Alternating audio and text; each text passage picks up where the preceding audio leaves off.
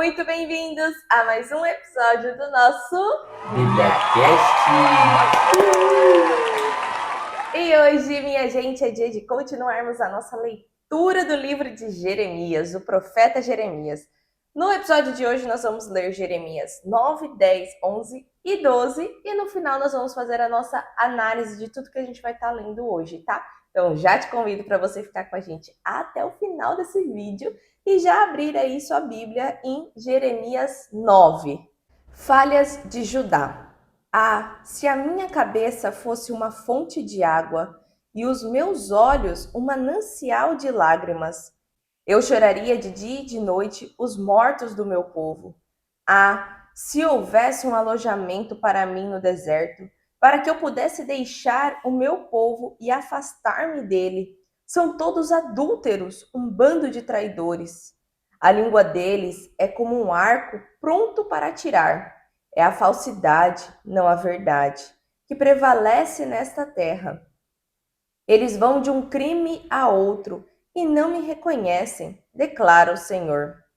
Cuidado com os seus amigos e não confiem nos seus parentes, porque cada parente é um enganador e cada amigo um caluniador. Amigo engana amigo, ninguém fala a verdade. Eles treinaram a língua para mentir. Ficam exaustos de tanto pecar. Você vive no meio do engano, por causa do engano, eles se recusam a reconhecer-me, declara o Senhor. Portanto, assim diz o Senhor dos Exércitos: vejam, sou eu que vou refiná-los e prová-los. Que mais posso eu fazer pelo meu povo? A língua deles é uma flecha mortal. Eles falam traiçoeiramente. Cada um mostra-se cordial com o seu próximo, mas no íntimo lhe prepara uma armadilha. Deixarei eu de castigá-los? Declara o Senhor. Não me vingarei de uma nação como essa? Chorarei, prantearei e me lamentarei pelos montes por causa das pastagens do deserto, pois estão abandonadas e ninguém mais passa por elas. Não se ouve o mugir do gado, tanto as aves dos céus como os animais fugiram. Farei de Jerusalém um amontoado de ruínas, uma habitação de chacais. Devastarei as cidades de Judá, até não restar nenhum morador. Quem é bastante sábio para compreender isso? Quem foi instruído pelo Senhor para que possa explicá-lo? Por que a terra está arruinada e devastada como um deserto pelo qual ninguém passa? O Senhor disse: foi porque abandonaram a minha lei que estabeleci diante deles, não me obedeceram nem seguiram a minha lei. Em vez disso, seguiram a obstinação do seu próprio coração, indo atrás dos Balaíns, como os seus antepassados os ensinaram. Por isso, assim diz o Senhor dos Exércitos, o Deus de Israel: vejam, farei este povo comer comida amarga e beber água envenenada. Eu os espalharei entre as nações, que nem eles nem os seus antepassados conheceram, e enviarei contra eles a espada, até exterminá-los. Assim diz o Senhor dos Exércitos. Considerem, chamem as pranteadoras profissionais, mandem chamar as mais hábeis entre elas. Venham elas depressa e lamentem por nós, até que os nossos olhos transbordem de lágrimas e águas fluam da nossa pálpebra. Ouve-se o som de lamento desde Sião. Como estamos devastados! Como é grande a nossa humilhação! Deixamos a nossa terra porque as nossas casas estão em ruínas. Ó mulheres, ouçam agora a palavra do Senhor. Abram os ouvidos às palavras da sua boca. Ensinem as suas filhas a lamentar-se. Ensinem umas às outras a prantear. A morte subiu e penetrou pelas nossas janelas e invadiu as nossas fortalezas, eliminando das ruas as crianças e das praças os rapazes. Diga, assim declara o Senhor: cadáveres humanos ficarão estirados como esterco em campo aberto, como o trigo deixado para trás pelo ceifeiro, sem que ninguém o ajunte. Assim diz o Senhor: não se glorie o sábio na sua sabedoria, nem o forte na sua força, nem o rico na sua riqueza, mas aquele que se gloriar, glorie-se nisto, em compreender-me e conhecer-me, pois eu sou o Senhor e ajo com lealdade, justiça e retidão sobre a terra. Pois é dessas coisas que me agrado, declara o Senhor. Vem chegando os dias, declara o Senhor, em que castigarei todos os que são circuncidados apenas no corpo, como também o Egito, Judá, Edom, Amon, Moabe e todos os que rapam a cabeça e vivem no deserto, porque todas essas nações são incircuncisas, mas todo o povo de Israel é incircunciso de coração. Jeremias 10. Deus e os ídolos. Ouçam o que o Senhor diz a vocês, ó comunidade de Israel. Assim diz o Senhor: não aprendam as práticas das nações, nem se assustem com os sinais no céu, embora as nações se assustem com eles. Os costumes religiosos das nações são inúteis. Corta-se uma árvore da floresta, um artesão a modela com o seu formão, enfeitam-na com prata e ouro, prendendo tudo com martelo e pregos para que não balance. Como um espantalho numa plantação de pepinos, os ídolos são incapazes de falar e têm que ser transportados porque não conseguem andar. Não tenham medo deles, pois não podem fazer nem mal nem bem. Não há absolutamente ninguém comparável a ti, ó Senhor. Tu és grande e grande é o poder do teu nome. Quem não te temerá, ó Rei das nações? Esse temor te é devido. Entre todos os sábios das nações e entre todos os seus reinos, não há absolutamente ninguém comparável a ti. São todos insensatos e tolos. Querem ser ensinados por ídolos inúteis. Os deuses deles não passam de madeira. Prata batida é trazida de Tarsis, e ouro de Ufas. A obra do artesão e do ourives é vestida de azul e de púrpura. Tudo não passa de obra de hábeis artesãos. Mas o Senhor é o Deus verdadeiro. Ele é o Deus vivo, o Rei eterno. Quando ele se ira, a terra treme. As nações não podem suportar o seu furor. Digam-lhes isto: estes deuses, que não fizeram nem os céus nem a terra, desaparecerão da terra e debaixo dos céus. Mas foi Deus quem fez a terra com o seu pudor, firmou o mundo com a sua sabedoria e estendeu os céus com o seu entendimento. Ao som do seu trovão, as águas no céu rugem e formam-se nuvens desde os confins da terra. Ele faz os relâmpagos para a chuva e dos seus depósitos faz sair o vento. Esses homens todos são estúpidos e ignorantes. Cada ourives é envergonhado pela imagem que esculpiu. Suas imagens esculpidas são uma fraude. Elas não têm fôlego de vida. São inúteis, são objetos de zombaria. Quando vier o julgamento delas, perecerão. Aquele que é a porção de Jacó nem se compara a essas imagens, pois ele é quem forma todas as coisas. E Israel é a tribo da sua propriedade. Senhor do exército, Senhor dos exércitos é o teu nome. A destruição vindoura.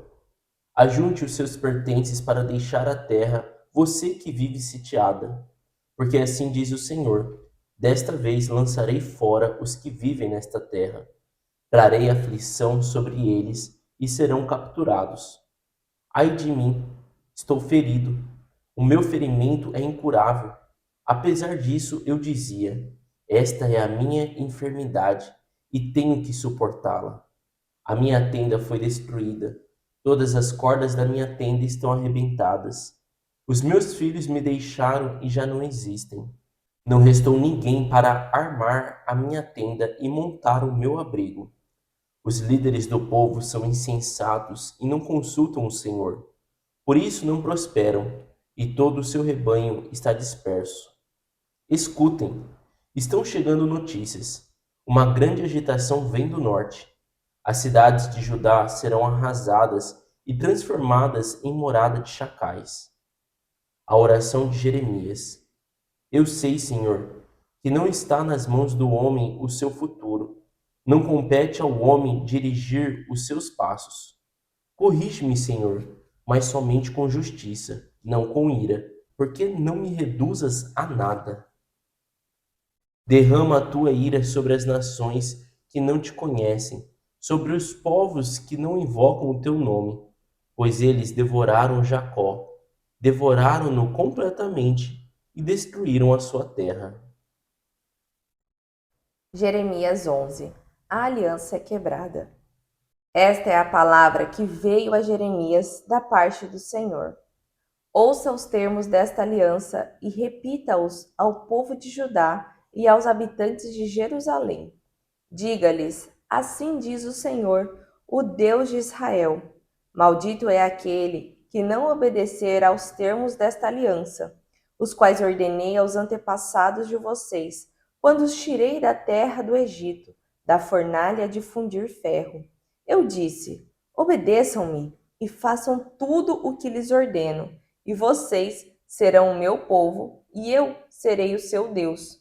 Então cumprirei a promessa que fiz sob juramento aos antepassados de vocês, de dar-lhes uma terra onde fluem leite e mel, a terra que vocês hoje possuem. Então respondi: Amém, Senhor.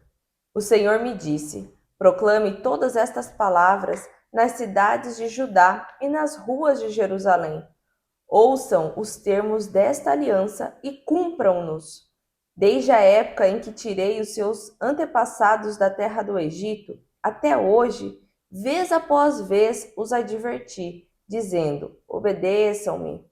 Mas eles não me ouviram, nem me deram atenção. Ao contrário, seguiram o seu coração duro e mau. Por isso eu trouxe sobre eles todas as palavras desta aliança, que ordenei que cumprissem, mas que eles não cumpriram. Então o Senhor me disse: há uma conspiração entre o povo de Judá e os habitantes de Jerusalém. Eles retornaram aos pecados dos seus antepassados, que recusaram dar ouvidos às minhas palavras e seguiram outros deuses para prestar-lhes culto. Tanto o povo de Israel como de Judá quebraram a aliança que eu fiz com os antepassados deles. Por isso, assim diz o Senhor: trarei sobre eles uma desgraça da qual não poderão escapar. Ainda que venham a clamar a mim, não os ouvirei. Então as cidades de Judá e os habitantes de Jerusalém clamarão aos deuses aos quais queimam incenso, mas eles não poderão salvá-los quando a desgraça os atingir. Você, ó Judá, tem tantos deuses quantas são as suas cidades, e os altares que você construiu para queimar incenso, aquela coisa vergonhosa chamada Baal, são tantos quantas são as ruas de Jerusalém. Quanto a você, Jeremias, não ore em favor deste povo, nem faça súplicas ou pedidos em favor deles, porque eu não os ouvirei quando clamarem a mim na hora da desgraça. O que a minha amada faz no meu templo, depois de realizar intenções malignas com tantos outros? Será que carne consagrada evitará a sua desgraça? Poderá você então exultar? O Senhor a chamou de oliveira verdejante, ornada de belos e bons frutos, mas, com o estrondo de um grande tumulto, ele a incendiará, e os seus ramos serão quebrados. O Senhor dos Exércitos, que a plantou, anunciou-lhe desgraça, porque o povo de Israel e o povo de Judá fizeram o que é reprovável e provocaram a minha ira, queimando incenso a Baal. A conspiração contra Jeremias. Fiquei sabendo porque o Senhor me revelou. Tu me mostraste o que eles estavam fazendo. Eu era como um cordeiro manso levado ao matadouro. Não tinha percebido que tramavam contra mim, dizendo: destruamos a árvore e a sua seiva. Vamos eliminá-lo da terra dos viventes. para que o seu nome não seja mais lembrado. Ó Senhor dos exércitos, justo juiz que provas o coração e a mente, espero ver a tua vingança sobre eles, pois a ti expus a minha causa. Em vista disso, assim diz o Senhor a respeito dos homens de Anatote, que querem tirar a tua vida e que dizem: não profetize em nome do Senhor, senão nós o mataremos. Assim diz o Senhor dos exércitos: eu os castigarei. Os seus jovens morrerão à espada, e os seus filhos e as suas filhas morrerão de fome.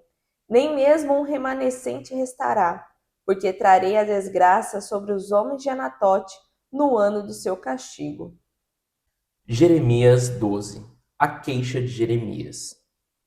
Tu és justo, Senhor, quando apresento uma causa diante de ti.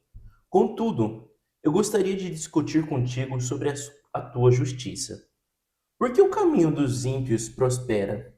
Por que todos os traidores vivem sem problemas? Tu os plantaste e eles criaram raízes, crescem e dão fruto. Tu estás sempre perto dos seus lábios, mas longe dos seus corações. Tu, porém, me conheces, Senhor. Tu me vês e provas a minha atitude para contigo. Arranca os ímpios como a ovelhas destinadas ao matadouro. Reserva-os para o dia da matança. Até quando a terra ficará de luto e a relva de todo o campo estará seca? Perecem os animais e as aves por causa da maldade dos que habitam nesta terra, pois eles disseram: ele não verá o fim que nos espera. A resposta de Deus: se você correu com homens e eles o cansaram, como poderá competir com cavalos? Se você tropeça em terreno seguro, o que fará nos matagais junto ao Jordão?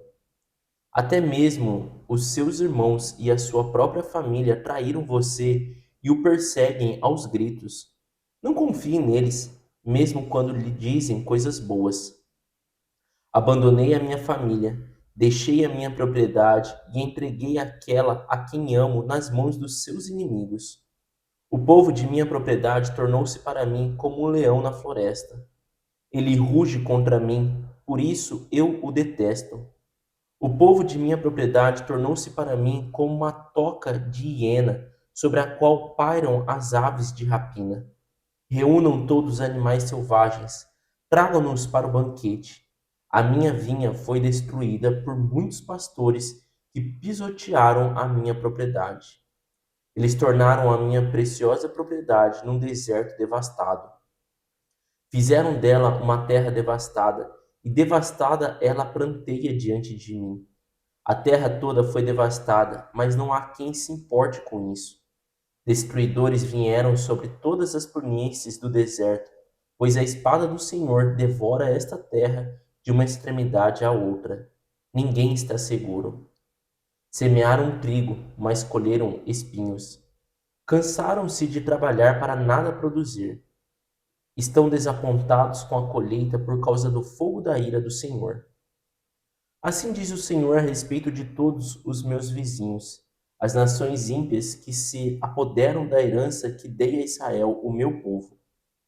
Eu os arrancarei da sua terra e arrancarei Judá do meio deles.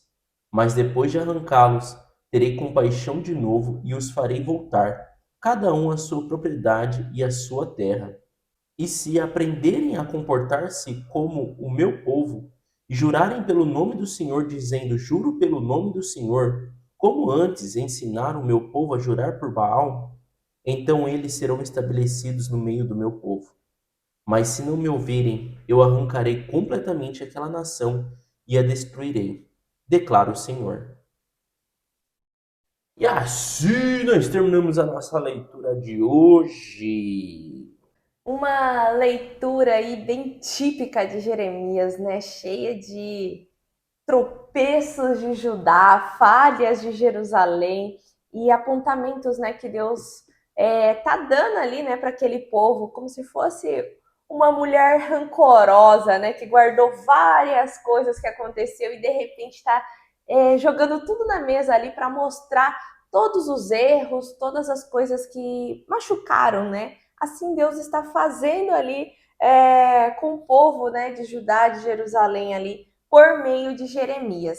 Ali no início, né, do capítulo 9, a gente vê até o versículo 3, sendo, bem dizer, uma continuação do capítulo 8 que a gente leu no episódio anterior, que fala sobre Jeremias chorar por seu povo. Então ele até começa ali meio perdido, né? Ah, se a minha cabeça fosse uma fonte de água e os meus olhos um manancial de lágrimas. Então aqui Jeremias continua ali ainda chorando pela desgraça que o Senhor vai trazer para esse povo de Judá, né? E até por essa atitude de Jeremias, ele é conhecido, né, na Bíblia como o profeta chorão, porque ele sim, ele chorava, ele intercedia pelo povo, e até tem alguns momentos da nossa leitura aqui que o próprio Senhor fala: olha, Jeremias, não intercede por esse povo, não ore por esse povo, porque não adianta. Só que Jeremias é humano, né? E ele se compadece por aquele povo. E aí ele continua, né? Se houvesse um alojamento ali no deserto, né, para que eu pudesse deixar o povo guardado e afastar deles, porque são todos adúlteros, um bando de traidores. Mas um exemplo assim, né? O que ele fala ali no 2 se eu conseguisse deixar eles todos guardadinhos aqui, eles iriam parar de ser adúlteros, né? E aí o Senhor vem respondendo ele ali. E é bacana da gente entender que esse adúlteros, né, não é que o povo, lógico, tinha um povo que tinha imoralidade sexual e adulterava, mas é adultério do próprio, assim, amor a Deus, né? Então, esses são todos adúlteros, são todos, tipo assim, estão adorando outros deuses, né? Exatamente. E aí, isso, né, desde lá da saída do Egito, Deus já era muito claro, né? Ele até colocava assim: eu sou um Deus ciumento, ame só a mim, né? É só eu sou o Deus de vocês. Só que o povo se perdia, né? E aí, depois, ali, a partir do versículo 3 até o final, é o Senhor respondendo a Jeremias, né? Mostrando sobre as falhas do povo de Judá, tipo, justificando por que não vai adiantar ele chorar por aquele povo. Ele até começa ali no versículo 3 mesmo, né? A língua deles é como um arco pronto para atirar. É a falsidade, não a verdade, que prevalece nesta terra. Eles vão de um crime a outro e não me reconhecem. Eles fazem todas as coisas, né?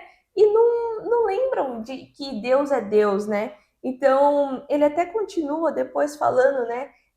Que os próprios amigos, os próprios parentes são traidores, se engana. Então ali mostra muito a situação que aquele povo de Judá estava vivendo, né? Aonde prevalecia muita mentira, aonde não havia honestidade, aonde não se sabia em quem confiar, porque cada um estava olhando para o próprio umbigo, né? Era aquele negócio.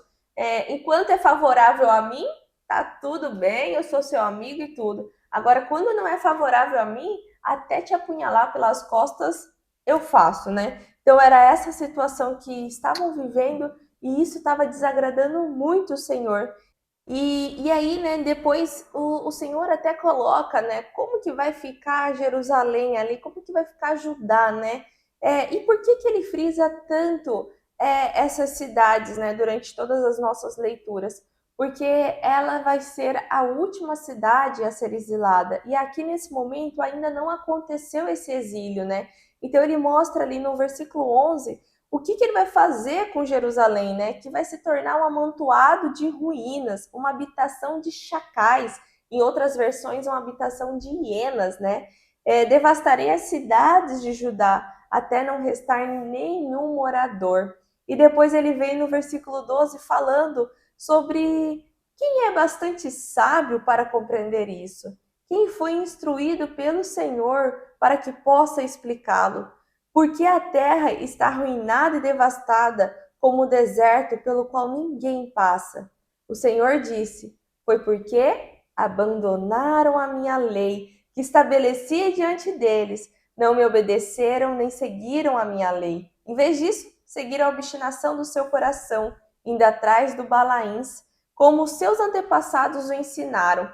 Então aqui o Senhor fica muito claro, né? Ele como se fosse assim, O Senhor, nesse momento um pouco que antecede o exílio, ele sabe o que o exílio vai causar com esse povo, então ele já está explicando e mostrando também, olha, tudo isso que está acontecendo, essa devastação da terra, é porque vocês não me obedeceram. Vocês tinham apenas uma lei para obedecer e não me obedeceram. E foram lá adorar outros deuses, né? Balins, que fala aqui na Bíblia, né? São como se fosse você adorar outras imagens, fazer outros cultos, a não ser só para Deus. Então, ele coloca esse geral de balins como se fosse isso, sabe?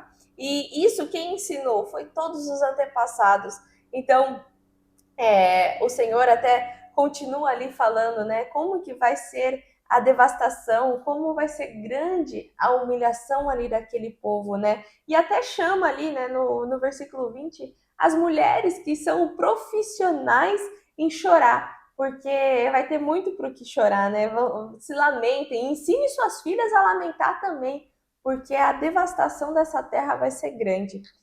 E até ele coloca ali, né, no versículo 23, assim diz o Senhor, não se glorie o sábio na sua sabedoria, nem o forte na sua força, nem o rico na sua riqueza, mas aquele que se gloriar, glorie-se nisto, em compreender-me e conhecer-me, pois eu sou o Senhor e ajo com lealdade, justiça e retidão sobre a terra, pois é dessas coisas que me agrado. Então aqui mostra muito sobre tudo que o povo tem que fazer é compreender e conhecer o Senhor, né? Do que ficar perdido. E até ele fala, né? Veja, os dias estão chegando. Eu castigarei todos os que são circuncidados pelo corpo. E aqui, quando ele fecha esse capítulo com essa parte da circuncisão, já dá assim aquele. Não é palpite, né? Já dá aquele refôlego para o que vai vir, né? Porque pós-exílio e tudo, a gente vai continuar lendo aqui, mas vai vir já o Novo Testamento, a nova aliança, aonde essa circuncisão que antes, né, lá no início com Abraão, foi o que consagrou mesmo quem é circuncidado é o povo de Deus, né? Vai cair por terra, porque o Senhor já estava vendo aqui que o povo estava fazendo apenas um sinal no corpo. Era só um corte ali que mostrava, eu sou o povo do Senhor, como se fosse assim, agora o Senhor é obrigado a me proteger porque eu sou o povo dele. Mas o coração dele, até ali no final ele fala assim, mas todo o povo de Israel é incircunciso de coração, porque eles só faziam um sinal na carne, faziam um ritual, mas o coração deles mesmo não adorava o Senhor, não cultuava e nem buscava compreender e nem conhecer o Senhor, que era isso, né, que iria, vamos dizer assim, salvar toda aquela nação. E depois nós vamos ali para o Jeremias 10, que ele começa bem específico, né, bem direto. E ele já começa falando ali, né, não aprendam as práticas das nações. E essas práticas das nações, ele até detalha, tipo assim, eles vão no meio do mato, cortam uma árvore, pega aquela árvore, usa o próprio formol, enfeitam com prata e ouro, usando martelo e pregos, vão prendendo ali a prata e o ouro para construir um ídolo. E ele fala assim, mas esse ídolo ele não consegue andar, ele não consegue falar, não consegue fazer nada. E ele ainda coloca, não tenham medo deles, pois não podem fazer nem mal e nem bem. E é engraçado até que ali no versículo 5 ele até compara, né, como que é esses ídolos, né? É como se fosse um espantalho em uma plantação de pepinos. O trem só fica lá parado, imóvel, se quer andar, alguém tem que carregar, né? Então, assim, essa comparação que o próprio Senhor colocou faz a gente ter uma ilustração bem certinha na nossa cabeça quando você passava em plantações, principalmente de milho, né? Tinha aquele meio espantalhozão ali. Assim eram os deuses que eles criavam, né? E aqui ele fala, não, até no versículo 6, depois ele fala, não há absolutamente ninguém comparável a ti, ó Senhor. Tu és grande, grande é o poder do teu nome. Então ele vem falando realmente sobre essa contradição dos ídolos que eram criados ali por mãos humanas, eram enfeitados por mãos humanas, não podia andar, não podia fazer nada, e comparado com ele mesmo, né, que era Deus. Até no versículo 10 ele coloca, né? Mas o Senhor é o Deus verdadeiro. Ele é o Deus vivo, o Rei eterno. Quando ele se ira, a terra treme e as nações não podem suportar o teu furor. E assim vai, né, até o versículo 16 sobre esse tema, colocando, né, sobre Deus, o poder de Deus e realmente mostrando que ele é o único Deus, né, comparado com esses ídolos que eram feitos por homens, né? Até no 14 ele coloca: esses homens todos são estúpidos e ignorantes, né? Cada ourives é envergonhado pela imagem que esculpiu. E vai falando disso, né? Do versículo 17 ele já começa falando sobre a destruição vindoura. Então a gente já leu em outros capítulos, né, em outros trechos também, Jeremias falando sobre isso. A destruição vai vir, né? É legal da gente entender assim, não é que Jeremias está sendo repetitivo nisso, né? Ah, pô, Jeremias já falou isso lá no versículo, sei lá, no capítulo 6, um exemplo, não. Isso aqui acontece, gente, diariamente, e Jeremias vai escrevendo diariamente. Então, Jeremias escreveu o capítulo 6 talvez há 2 anos atrás. Aqui agora, nesse capítulo 10 já se passaram os anos. E ele está proclamando novamente para o povo.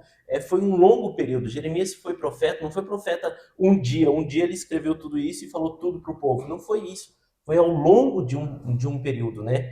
Foi até no primeiro episódio que a gente fez, quando começou, né, o livro de Jeremias, mostra desde que reinado até que reinado Jeremias passou. E quando a gente leu ali, passou, bem dizer, por 3 reinados. Dá para ter essa noção do período aonde ele está profetizando, né?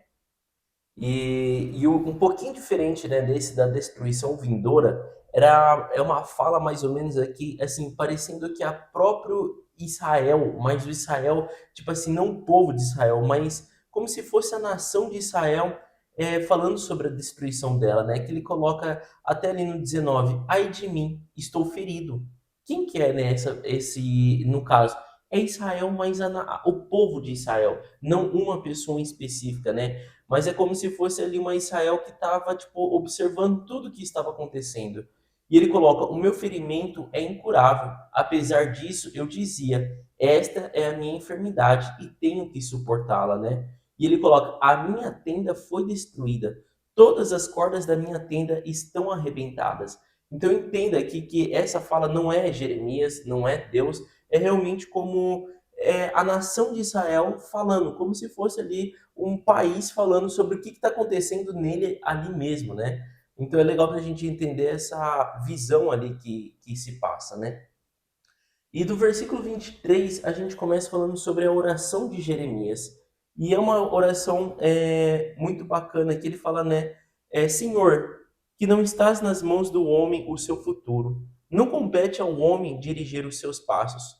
Corrige-me, Senhor, mas somente com justiça, não com ira, para que não me reduzas a nada. Então, aqui, né, parece que um quebrantamento realmente ali de Jeremias, né? Ele abrindo o coração dele. E essa passagem é muito legal que fala assim, né? Jeremias reconhece realmente que o futuro está nas mãos de Deus, né? Que ao homem não compete nenhuma coisa. Então, é até uma coisa assim que me chama, que eu ouvi recentemente, né, que fala assim: a gente pode ter o melhor plano de saúde, mas isso não nos garante que a gente vai ter saúde. A gente pode ter o melhor carro, mas isso não garante que a gente vai chegar em determinado destino. É Deus quem permite nós nos locomovermos. A gente pode ter aí, sei lá, a melhor casa, mas isso não garante que dentro daquele lar vai ter felicidade. Então, assim, é Deus, o futuro pertence a Deus, não ao homem. O homem pode conseguir, graças a Deus, ter um plano de saúde, ter o melhor plano de saúde, pôr os filhos na melhor escola, mas isso não vai garantir que seu filho vai ser o melhor estudioso ali, né? O mais inteligente da turma. Então é legal da gente ter essa noção. E Jeremias estava fazendo essa oração realmente de coração quebrantado, mostrando: Senhor, tudo pertence ao Senhor. E me corrija, né? No que eu estiver agindo errado, me corrija. Mas me corrija, né? Que daí ele coloca aqui, com justiça, não com ira. Porque Jeremias já estava vendo como Deus se ira, né? Como Deus se irava, né? E como era grande a sua ira também. Então ele falou, pelo amor de Deus, né? Não venha, né? Só venha com a sua justiça, né? E é muito legal uma coisa que a gente também já leu lá no livro de Jó, né? Jó orando pelos os seus pecados ocultos. E muitas vezes nós pecamos de forma oculta, né? Aqui até Jeremias ele está pedindo essa orientação de Deus, tipo, me corrija com justiça onde eu estou sendo falho, né? Então é isso que a gente pode ver aqui em Jeremias 10. E depois a gente foi para Jeremias 11, né? Ali, de novo, o Senhor justificando ali para Jeremias e pedindo para Jeremias ir para o povo de Jerusalém e falar determinadas palavras, né? Então, Jeremias era muito movido dessa forma com o Senhor. Ele já nem tinha mais, vamos dizer assim, autonomia na vida dele. O Senhor vinha com uma palavra e indicava para onde ele teria que falar, né? E aqui o Senhor direcionou ele para falar para os habitantes de Jerusalém, né? Sobre a aliança deles, né? Por isso que começa aqui nessa Bíblia falando sobre o pacto é quebrado, em outras a aliança é quebrada, porque é a justificativa do que vai acontecer para o exílio, né? Que até o Senhor fala aqui, começa no meiozinho ali do versículo 3, que é: maldito é aquele que não obedecer aos termos desta aliança, os quais ordenei aos antepassados de vocês, quando os tirei da terra do Egito, da fornalha de fundir ferro. Eu disse: obedeçam-me e façam tudo o que lhes ordeno, e vocês serão meu povo, e eu serei o seu Deus. Então cumprirei a promessa que fiz sobre juramento aos antepassados de vocês, de dar-lhes uma terra onde fluem leite e mel, a terra que vocês hoje possuem. Então aqui mostra dois pontos, né? O Senhor tinha uma aliança muito certa com aquele povo que eles precisavam obedecer, que era de adorar só o Senhor, né? Tinha as regrinhas ali que foi quando Moisés escreveu quando estava tendo essa saída do Egito para a Terra Prometida. E se eles obedecessem, né? O outro ponto era, o Senhor ia deixar eles ali naquela Terra Prometida, porque era uma terra onde fluía leite e mel. Porém, o Senhor até coloca ali no versículo 7, né? Só que desde a época em que tirei os seus antepassados da terra do Egito até hoje, vez após vez os adverti, dizendo: obedeçam-me. Mas eles não ouviram nem me deram atenção. Ao contrário, seguiram seu coração duro e mau. Então aqui mostra muito também sobre por que também o Senhor precisa tirar aquele povo daquela terra, né? Aquela era uma terra prometida onde havia uma condição para eles estarem habitando naquela terra. Só que aquele povo se perdeu, né? E aquele povo não obedeceu ao Senhor e todo o tempo, isso é o legal de ver, né? O Senhor era zeloso, o Senhor não foi advertindo, não foi assim, castigando aquele povo no primeiro erro. A todo tempo o Senhor até coloca aqui, ó, vez após vez eu adverti, chamando eles para me obedecer, mas eles não me obedeceram. Então, eles fizeram o quê? Eles seguiram o coração duro e mau deles. E ali, ele até continua, né, falando, por que então vai ter que sair daquela terra? Porque ele trouxe uma aliança. E se essa aliança de um lado não foi cumprida, o lado do Senhor também não pode continuar cumprida, né? O Senhor, a gente nunca pode esquecer que ele é Deus, mas ele é um pai. E se o filho não obedece, é errado o pai continuar dando tudo ali para o filho. O filho fica mais o quê? Mais perdido, mais desvirtuado. E para um pai, isso é vergonhoso. Então ele precisa botar prumo, né? Precisa botar prumo naquele povo. Porque olha, se na terra prometida vocês não me obedecem, não me adoram, então não sei o que eu faço então com vocês, que vocês saiam dessa terra prometida e quando vocês se lembrarem de mim e voltarem a me adorar, aí sim eu voltarei a dar o que vocês desejam, né? E aí ele até continua ali, né, falando no versículo 10 sobre como estava aquele povo, né? Os antepassados de Israel ali todo, né? Ele coloca Israel porque são as 12 tribos, né? Magoaram muito o Senhor. Porém, esse povo ali fez pior, né? Ele até coloca assim, ó, no versículo 10 até o 11, né? Eles retornaram aos pecados dos seus antepassados, que recusaram dar ouvidos às minhas palavras e seguiram outros deuses para prestar-lhes cultos. Tanto o povo de Israel como de Judá quebraram a aliança que eu fiz com os antepassados deles. Por isso, assim diz o Senhor, trarei sobre eles uma desgraça, da qual não poderão escapar. Ainda que venham a clamar a mim, não os ouvirei. E ele até depois continua falando, né? Eu não os ouvirei se eles clamarem a mim. Mas, coloca ali no versículo 14: quanto a você, Jeremias, não ore em favor deste povo, nem faça súplicas ou pedidos em favor deles, porque eu não os ouvirei quando clamarem a mim na hora da desgraça. Então aqui o Senhor foi muito claro, né? Ele mostrou que ele estava assim irado, que ele estava chateado, nem mesmo o povo chorar por ele e nem mesmo o servo dele, né, Jeremias, chorar e clamar pelo povo, porque sim precisava haver esse exílio, né, o cumprimento dessa ira do Senhor com aquele povo. E aí ele continua falando, né, sobre tudo isso até o versículo 17 e depois ele vem ali do versículo 18 até o versículo 23 falando sobre a vida de Jeremias estar ameaçada, né? Porque até o próprio Jeremias fala assim, olha, eu estava ali clamando, tentando ajudar por aquele povo, né? Só que eu nem percebi que eu estava como uma... Eu era como um cordeiro, ele coloca ali no versículo 19. Eu era como um cordeiro manso levado ao matadouro. Não tinha percebido que tramavam contra mim. Então ali ele mostra muito assim, Senhor, eu estava tentando interceder, o Senhor estava ali me alertando para eu não clamar por eles, mas mesmo assim eu tinha essa compaixão desse povo, mas nem eu percebi que eu estava sendo levado para o matadouro, que eles estavam tramando contra mim, né?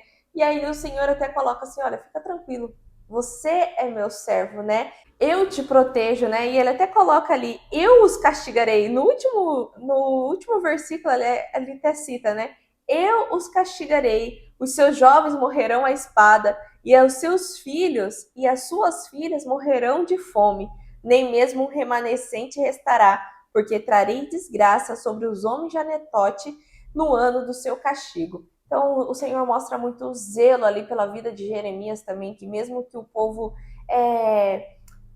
ameace ele, mesmo que o povo persiga ele, ele é servo do Senhor e ele está ali não pela vontade dele, né? E não proclamando coisas que saiu da cabeça dele. Não, ele está fazendo algo que o Senhor chamou ele para fazer e está proclamando o que vai acontecer para aquele povo, para o povo também na hora que acontecer, não ficar assim, nossa, mas por que isso? Nossa, mas qual o motivo disso, né?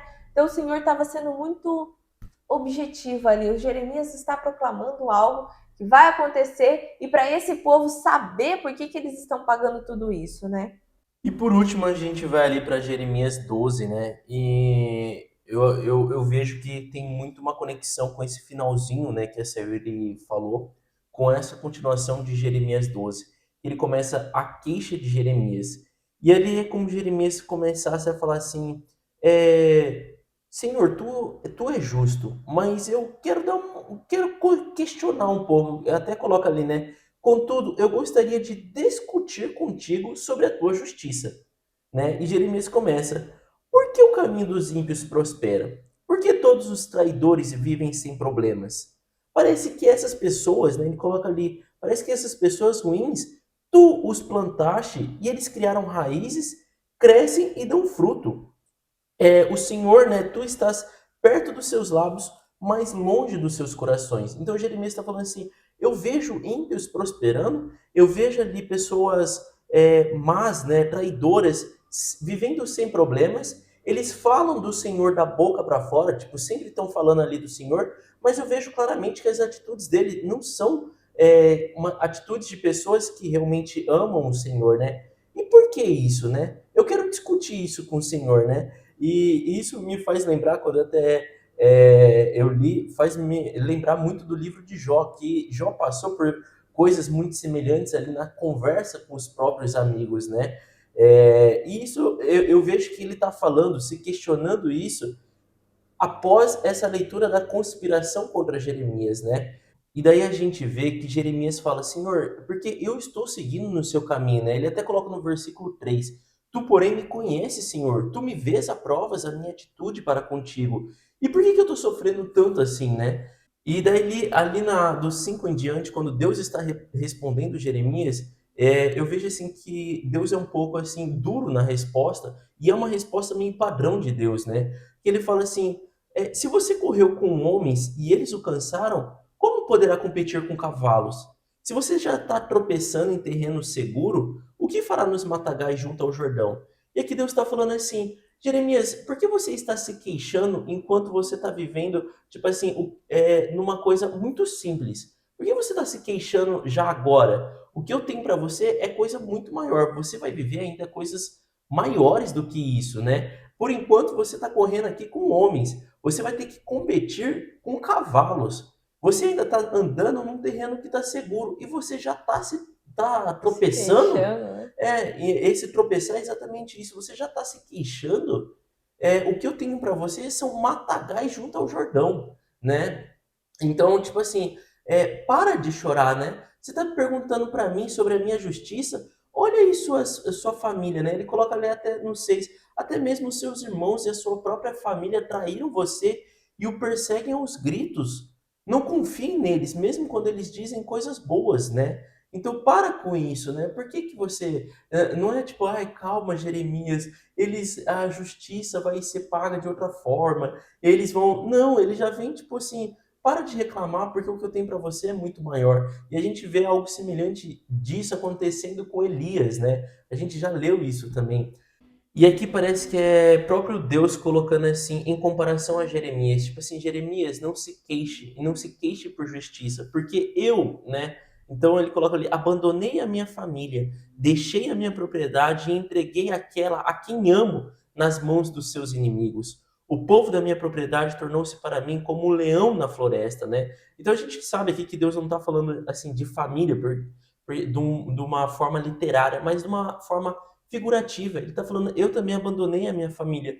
E a família de Deus aqui é o próprio filho. É porque tem hora que o povo de Israel é visto como filho de Deus e é visto como a esposa de Deus, né? Então aqui ele fala, eu abandonei também a minha família. Então não se queixe disso. Não fique triste com isso. Eu também estou vivendo a mesma coisa que você está vivendo, né? E a minha terra, que ele coloca, né? O povo da minha propriedade tornou-se para mim como uma toca de hiena, sobre a qual pairam as aves de rapina. Pisotearam, né? Ele até coloca, por muitos pastores que pisotearam a minha propriedade. Eles tornaram a minha preciosa propriedade num deserto devastado. Então é legal da gente observar, tipo assim, Deus coloca, Jeremias, eu e você estamos vivendo a mesma coisa. Não se queixe disso, né? E para finalizar ali, é legal que ele coloca ainda no versículo 14 em diante, né? Deus falando a respeito dos vizinhos de Jerusalém, né? E ele fala, assim diz o Senhor a respeito de todos os meus vizinhos. Então é Jeremias falando, ó, Deus falando sobre os vizinhos que estão aqui em volta de Jerusalém. E coloca as nações ímpias que se apoderam da herança que dei a Israel. Então a gente vê que em volta de Jerusalém tinha ali o povo, né? Até a Sayuri, eu acho que falou ali, o povo de Amon, o Edom. Edom, tinha toda ali várias tribos. A gente até viu lá em Isaías sobre o que ia acontecer com todas essas tribos, né? Não me lembro todos os nomes ali, mas tinham vários outros povos em volta de Israel e que eles desfrutavam dessa herança que Deus tinha dado a Israel, porque toda aquela terra se tornou uma terra produtiva, se tornou uma terra de grande herança. E ele fala: Eu arrancarei da sua terra esse povo, e arrancarei Judá do meio deles, mas depois de arrancá-los, terei compaixão de novo e os farei voltar, cada um à sua propriedade e à sua terra. Ou seja, o Amonita vai voltar para sua terra, o povo de Enom vai voltar para sua terra, cada um vai voltar ali, né, para sua antiga terra. E ali ele coloca, né, que trará esse povo de volta, né? Esse povo também terá a possibilidade de desfrutar dessa aliança que o povo de Israel tinha. Então, essa fartura que os vizinhos de Israel também tinham, né? Os vizinhos ali de Judá tinha. E daí ele coloca, né? Contudo, vocês só poderão desfrutar disso se aprenderem a comportar-se como o meu povo e jurarem pelo nome do Senhor, dizendo: juro pelo nome do Senhor, como antes ensinaram a esse povo a jurar por Baal.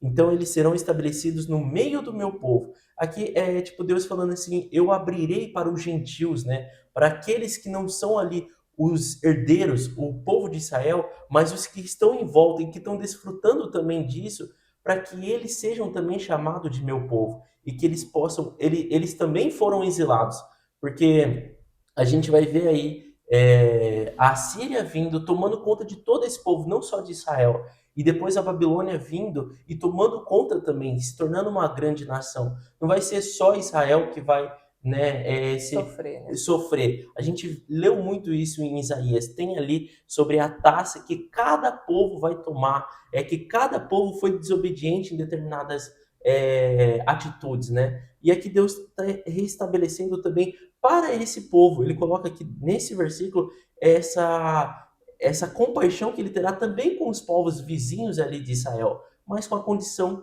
de que esse povo tem que adorar a Deus, como também Israel vai ter que voltar, lembrar que Deus é Deus e voltar a adorar a Deus de todo o coração. Exatamente. E acredito que é isso que a gente tem para compartilhar com vocês no episódio de hoje. Espero que tenha feito sentido. Jeremias tem capítulos longos e bastante carregados, né? Porque ele traz exemplos desde lá de trás. Então, é muito importante a gente fazer sim essa parada, essa análise, para entender também esses erros, né? E trazer essa reflexão também para a nossa vida. Ver o que às vezes a gente também está errando em oculto, assim como Jó orou, né? Assim como Jeremias orou para o Senhor, Senhor, até meus pecados ocultos, né? Me perdoe. E a gente precisa ser humilde o suficiente para reconhecer isso, que às vezes também a gente erra sem saber que está errando e achando que está acertando, né? Então, por isso que é importante também essa nossa oração e pedir para que Deus abra os nossos olhos espirituais, né?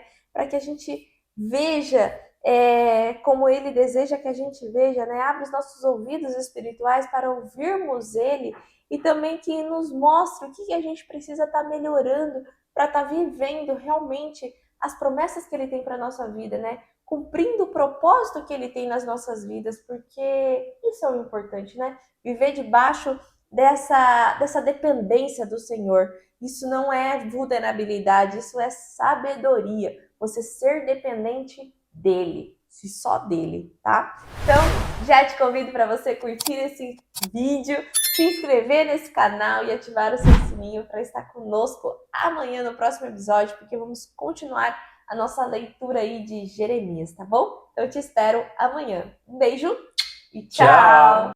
Oiê! Parabéns! Você concluiu mais um episódio do nosso Bíblia Cast. Aqui do lado eu já deixei o quê? O nosso canal para você estar se inscrevendo e aqui abaixo o sininho para você já deixar ativado e ser notificado sempre quando a gente lançar o próximo episódio. E o próximo episódio já está aqui também para você estar assistindo e crescendo cada vez mais espiritualmente, viu? Então vai lá, já clica aqui e já assista o próximo episódio. Nos vemos! Tchau!